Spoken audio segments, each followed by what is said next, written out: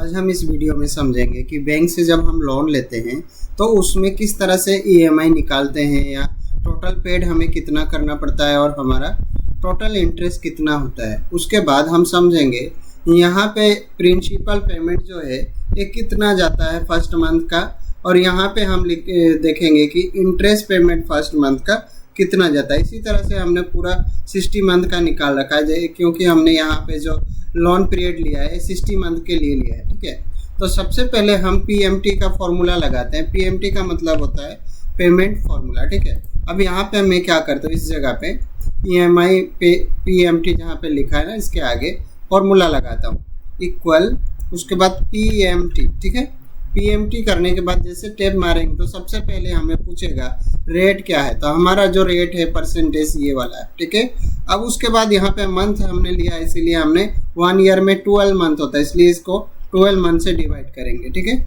उसके बाद हमने क्या करना है, कोमा देना। कोमा दिया जैसे यहाँ पे एन पर पूछेगा, एन पर का मतलब होता है पीरियड ऑफ मंथ होता है। ठीक है, यानी कि कितने मंथ के लिए हमने लिया है, तो हमारा पीरियड ऑफ मंथ होगा जो यहाँ पे 60 होगा। ठीक है, अब इसको हमने ले लिया। उसके बाद हम क्या करेंगे, जैसे एक कोमा देंगे तो यहाँ पे पीवी पूछेगा, तो पीवी का मतलब होता है हमारा लोन अमाउंट। ठीक है, तो हमारा जो लोन अमाउंट ये 15 लाख। ठीक है, तो यहाँ पे जैसे क्लिक करके हम इंटर करेंगे तो यहाँ पे माइनस में आएगा अमाउंट। देखो यहाँ पे माइनस में आ रहा है, लेकिन हमें तो यहाँ पे प्लस में चाहिए ना, तो हम क्या करेंगे, यहाँ पे जहाँ पे लोन अमाउंट लिखा था उसके आगे हमने माइनस लगा देना। ठीक है, जब इस तरह से करके इंटर मारेंगे तो ये प्लस में आ जाएगा। ठीक है, अब उसके बाद हमने क्या करना है, यहाँ पे टोटल पेड निकालना है कि हमें जो ये 60 मंथ का लोन पीरियड होगा इसमें कितना हमें टोटल देना पड़ेगा, टोटल अमाउंट जाएगा हमसे। अब उसके लिए हम क्या करेंगे, इक्वल करेंगे। उसके बाद फर्स्ट ईएमआई का हम क्या करेंगे, मल्टीप्लाई करेंगे, किसके साथ में, पीरियड ऑफ मंथ में करेंगे। ठीक है, और इंटर जैसे मारेंगे तो यहाँ पे देख लो 20,02,000.29 रुपीज़ हमें देना पड़ेगा टोटल अमाउंट। हमने लिया था कितना, 15 लाख रुपया लिया था। ठीक है, उसके बाद यहाँ पे देखो हम अभी चाहते हैं कि इंटरेस्ट हमसे कितना गया है। हमारा जो लोन अमाउंट हो तो 15 लाख है, हमें समझ में आता है, लेकिन अब हम चाहते हैं कि इंटरेस्ट हमारा कितना गया है, तो उसके लिए हम क्या करेंगे, उसके लिए फिर हमने क्या करना है, इक्वल। उसके बाद क्या करना है, हमारा जो टोटल पेड है उसको लेस कर देना, किसके साथ में, लोन अमाउंट के साथ में। जैसे लोन अमाउंट को लेस करेंगे यहाँ पे देखो 5,02,000.29 करके यहाँ पे आ गया। इस तरह से हम क्या कर सकते हैं, लोन अमाउंट का कैलकुलेट कर सकते हैं। ठीक है, अब यहाँ पे मैंने टोटल जो हमारा मंथ का है ईएमआई यहाँ पे 33,366.67 करके आ रहा है। क्या हमारा ये 15 लाख में से पूरा लेस होगा, तो ऐसा नहीं होता है। ये इसको हम क्या करते हैं, इसको बैंक वाले दो पार्ट्स में डिवाइड करते हैं, एक होता है प्रिंसिपल पेमेंट और एक होता है इंटरेस्ट पेमेंट। ठीक है, जो मैंने यहाँ पे बना करके रखा है। अब जैसे कि पहले मंथ में यहाँ पे जो है प्रिंसिपल पेमेंट अमाउंट कम करके होगा, लेकिन उसी तरह से इंटरेस्ट पेमेंट जो होगा वो ज़्यादा करके होगा। अब इसके लिए हम क्या करते हैं, इसको यहाँ पे निकालते हैं। ठीक है, अब इसको प्रिंसिपल पेमेंट को किस तरह से निकालते हैं, पीपीएमटी का मतलब होता है प्रिंसिपल पेमेंट। ठीक है, और आईपीएम का मतलब होता है, आईपीएमटी का मतलब होता है इंटरेस्ट पेमेंट। पीएमटी का मतलब पेमेंट और आई का मतलब हो गया यहाँ पे इंटरेस्ट। ठीक है, और यहाँ पे पी का मतलब हो गया प्रिंसिपल पेमेंट। ठीक है, तो इसको हम निकालते हैं। इसको निकालने के लिए यहाँ पे फॉर्मूला लगाते हैं इक्वल, उसके बाद ठीक उसी तरह से पीपीएमटी। ठीक है, उसके बाद टैब मारेंगे, क्योंकि यहाँ पे हम 1 मंथ के लिए निकालने वाले हैं। अब रेट पूछेगा, तो रेट कहाँ पे है हमारा, यहाँ पे है, तो हमने सेम रेट लेना है। उसके बाद फिर से डिवाइड 12, उसके बाद जैसे कोमा लगाएंगे तो यहाँ पे पर पूछेगा, लेकिन लास्ट टाइम में हमने 3 ही काम किया था, 3 ही क्राइटेरिया दिया था। ठीक है, लेकिन यहाँ पे पर पूछ रहा है, तो पर का मतलब हो गया पीपीएमटी, हमने यहाँ पे फॉर्मूला लगाया इसीलिए यहाँ पे पर आ रहा है। अब यहाँ पे पर का मतलब हुआ पहले मंथ के लिए। ठीक है, तो पहले मंथ के लिए हमारा ये जो पीरियड है फर्स्ट मंथ का होगा, हमने इसको सेलेक्ट किया, कोमा किया। उसके बाद फिर पूछेगा एन पर, इसका मतलब तो मैंने बताया था कि यहाँ पे कितने महीने के लिए लिया है, तो पूरे महीना का जो हमारा था जितना लोन पीरियड होगा ये हमने ये वाला लिया। ठीक है, 60 मंथ। उसके बाद फिर से कोमा, उसके बाद पीबी लोन अमाउंट, इसके आगे हमने क्या करना है, माइनस लगा देना है। उसके बाद हमारा जो लोन अमाउंट है इसको क्लिक करके इंटर मार देना। अब देखो यहाँ पे क्या हो रहा है, 18,366.67 करके आ रहा है, लेकिन हमसे तो कट कितने रहे, 33,366.67। तो बाकी का कहाँ जा रहा है, बाकी का जो है वो अमाउंट इंटरेस्ट के रूप में जा रहा है, इधर इंटरेस्ट जा रहा है, ठीक है।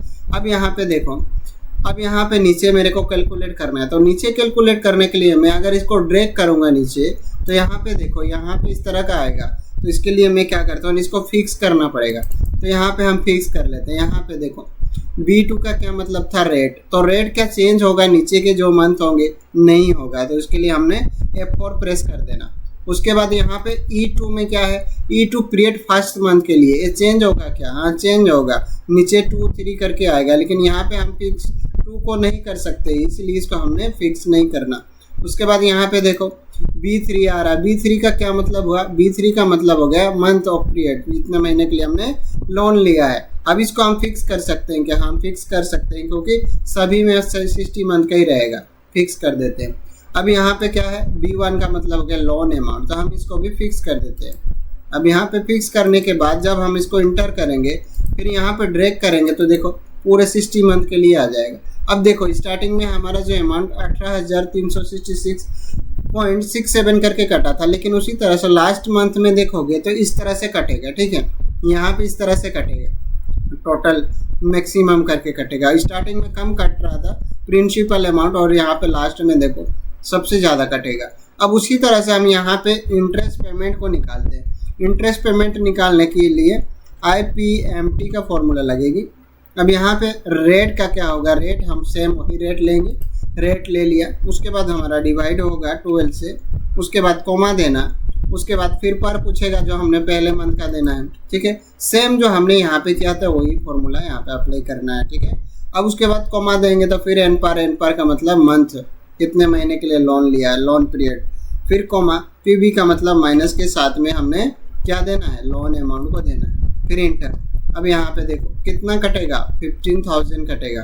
अब यहाँ पे ये वाला अमाउंट और ये वाला अमाउंट को जब हम ऐड करके देखते हैं, तो यहाँ पे ये वाला अमाउंट आना चाहिए, ठीक है। तो हम यहाँ पे करके देखते हैं, इक्वल हमने किया, उसके बाद ये वाला अमाउंट प्लस ये वाला किया। अब देखते हैं कि इतना आता है क्या। हाँ देखो 366.67 ये हमारा जो फॉर्मूला हमने जो अप्लाई किया उससे ही, ठीक है।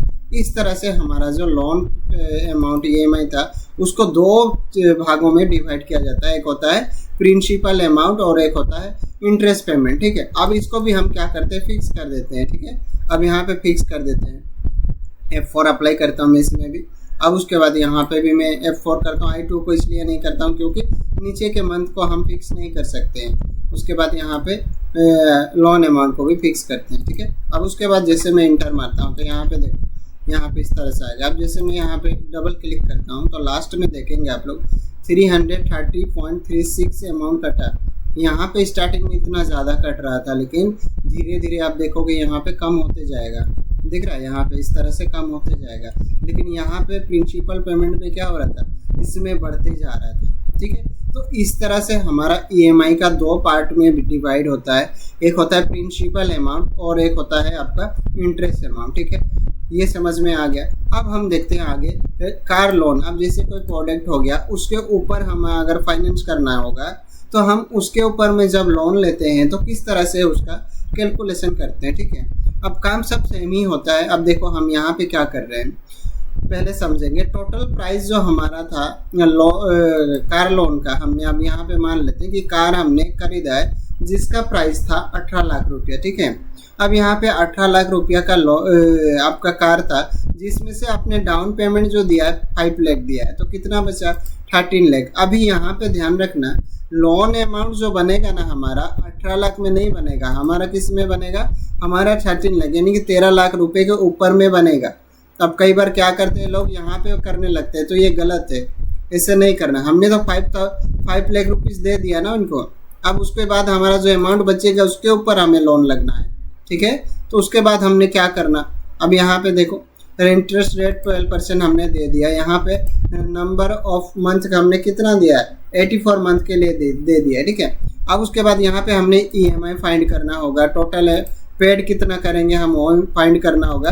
टोटल इंटरेस्ट पेड कितना होगा वो भी हमें फाइंड करना होगा। तो उसके लिए फिर हम क्या करते हैं, फॉर्मूला लगाते हैं इक्वल, ठीक है। इक्वल लगाने के बाद PMT जो हमने लास्ट में देखा था बैंक लोन में जैसे हमने लिया था, सेम प्रोसेस है, ठीक है। अब यहाँ पे देखो रेट का क्या मतलब हुआ, अब यहाँ पे ये लोन टोटल प्राइस को नहीं लेना है। अब यहाँ पे देखना PB का क्या मतलब हुआ, PB का मतलब हुआ हमारा जो बचा था 13 लाख, इसके ऊपर हमने फाइनेंस किया, ठीक है। अब यहाँ पे देखो रेट का क्या मतलब होगा हमारे ये वाला, फिर डिवाइड 12 मंथ कोमा, ठीक है। उसके बाद एन पार का क्या मतलब हो गया, कितने मंथ के लिए हमने ये वाला मंथ लिया, फिर यहाँ पे कोमा। उसके बाद PB का क्या मतलब होता है, लोन अमाउंट। तो लोन अमाउंट जो हमारा बनता है 13 लाख रुपया, तो इसके आगे हम क्या करेंगे, माइनस लगा करके 13 को करेंगे इंटर। हम देखो कितना बना, 22,948 रुपीज़ 0.55 करके हमारा यहाँ पे फर्स्ट मंथ का EMI बना है, ठीक है। हर एक महीना 22,948.55 करके हमें देना पड़ेगा, कितने मंथ के लिए, 84 मंथ के लिए। तो हम क्या करेंगे, यहाँ पे 84 मंथ को मल्टीप्लाई करेंगे तो यहाँ पे टोटल अमाउंट जो पेड होगा हमारा निकल करके आएगा।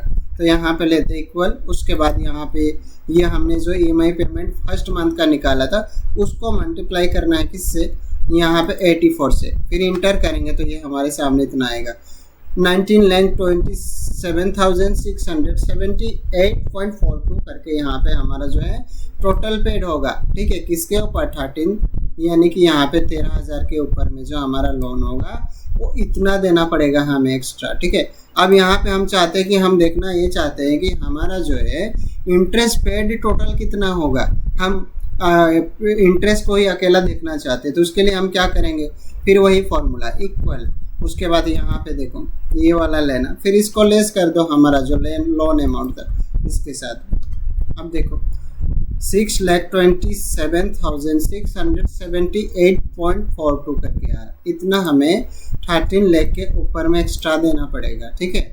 तो ये कितने महीने के लिए होगा, ये 84। अगर इसको हम क्या करते हैं, इसको हम सपोज कम कर देते हैं, आप 60 मंथ के लिए करोगे तो कितना देना पड़ेगा। देखो यहाँ पे EMI पेमेंट तो बढ़ गया लेकिन यहाँ पे देखो ये कम हो गया, दिख रहा है।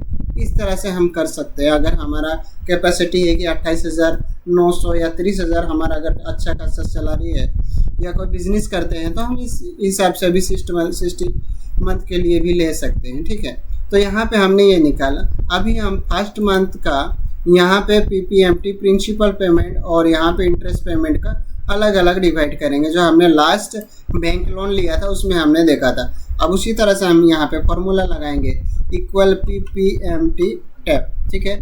रेट में क्या देना, हमने रेट में यही देना है, फिर डिवाइड किससे, 12 से। मंथ्स लिया है इसलिए हमने मंथ ले लेना, 12 मंथ।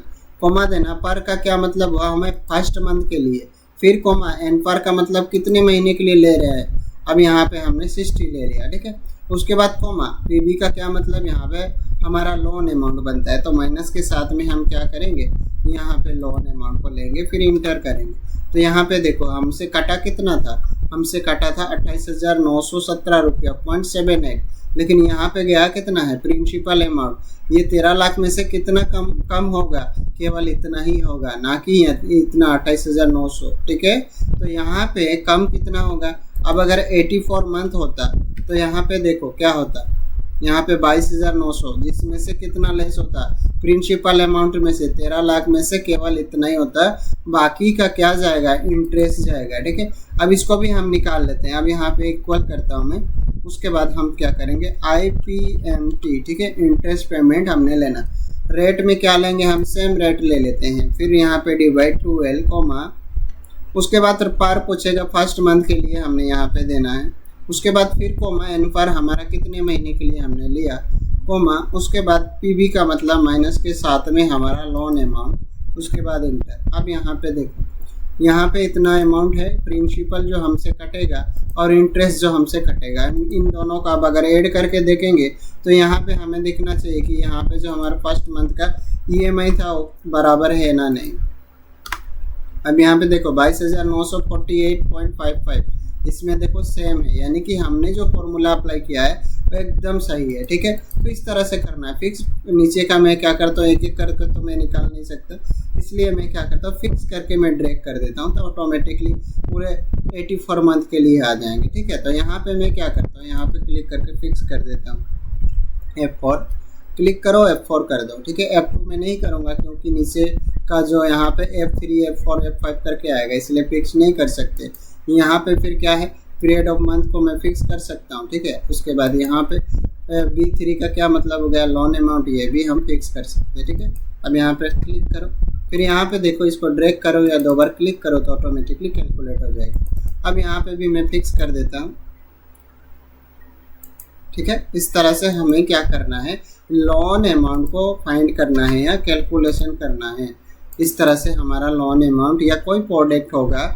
अब जैसे कि यहाँ तो मैंने कार का एग्जांपल दिया, अगर आप लोगों को लैपटॉप का होगा, मोबाइल का होगा, इस तरह से कभी कुछ फाइंड करना होगा तो आसानी से हम लोग इस तरह से अगर करेंगे तो यहाँ पे कर सकते हैं। और एक बात है कि यहाँ पे ये हम कुछ लोग होते हैं कि क्या है ना, यहाँ पे रो और कॉलम नंबर को याद करने की कोशिश करते हैं, ऐसा नहीं करना। यहाँ पे जो हमने फॉर्मूला अप्लाई किया है ना, इस फॉर्मूला को समझना।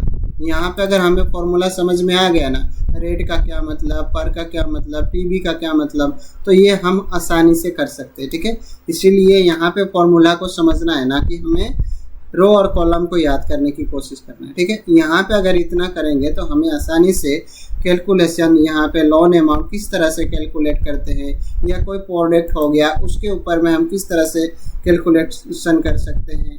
ठीक है, अब यहाँ पे डाउन पेमेंट एक करके मैंने अलग से दिखाया ताकि आप लोगों को आसानी समझ में आए और कुछ कंफ्यूजन ना हो। ठीक है, तो फिर मिलेंगे नेक्स्ट वीडियो में। धन्यवाद।